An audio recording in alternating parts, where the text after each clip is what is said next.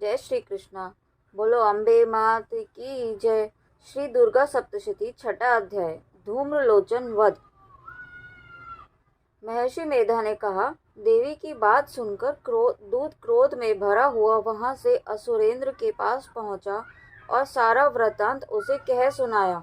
दूत की बात सुनकर असुरेंद्र के क्रोध का पारावार न रहा और उसने अपने सेनापति धूम्रलोचन से कहा, धूम्रलोचन, तुम अपनी सेना सहित शीघ्र वहां जाओ और उस दुष्टा के केशों को पकड़कर घसीटते हुए यहाँ ले आओ।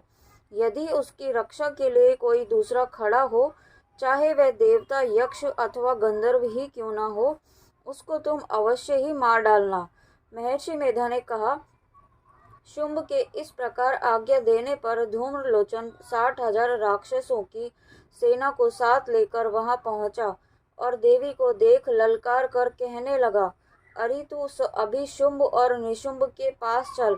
यदि तू प्रसन्नता पूर्वक मेरे साथ ना चलेगी तो मैं तेरे केशों को पकड़कर घसीटता हुआ तुझे ले चलूंगा। देवी बोली, असुरेंद्र को भेजा हुआ तेरे जैसा बलवान यदि बलपूर्वक मुझे ले जावेगा, ऐसी दशा में मैं तुम्हारा कर ही क्या सकती हूँ।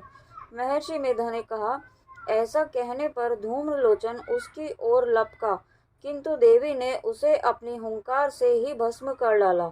यह देखकर असुर सेना क्रुद्ध होकर देवी की ओर बढ़ी, परंतु अंबिका ने उन पर तीखे बाणों, शक्तियों तथा फरसों की वर्षा आरंभ कर दी। इतने में देवी का वाहन भी अपनी ग्रीवा के बालों को झटकता हुआ और बड़ा भारी शब्द करता हुआ असुर सेना में कूद पड़ा। उसने कई असुर अपने पंजों से, कई अपने जबड़ों से और कई को धरती पर पटक कर अपनी दाढ़ों से घायल करके मार डाला। उसने कई असुरों के अपने नखों से पेट फाड़ डाले और कई असुरों को तो केवल थप्पड़ मारकर सिर धड़ से अलग कर दिया।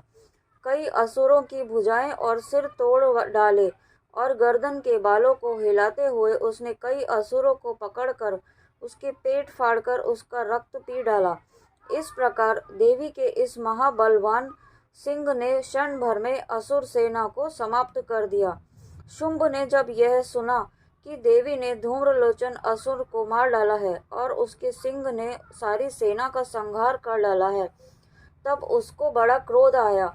उसके क्रोध के मारे होठ फड़कने लगे और उसने चंड तथा मुंड नामक महाअसुरों को आज्ञा दी, हे चंड, हे मुंड, तुम अपने साथ एक बड़ी सेना लेकर वहां जाओ और उस देवी की बाल पकड़कर उसे बांधकर तुरंत यहाँ ले आओ। यदि उसको यहाँ लाने में किसी प्रकार का संदेह हो तो अपनी सेना सहित उससे लड़ते हुए उसको मार डालो और जब वह दुष्टा और उसका सिंह दोनों मर जावे तब भी उसको बांधकर यहाँ ले आना। छठा अध्याय समाप्त। बोलो अम्बे मात की जय।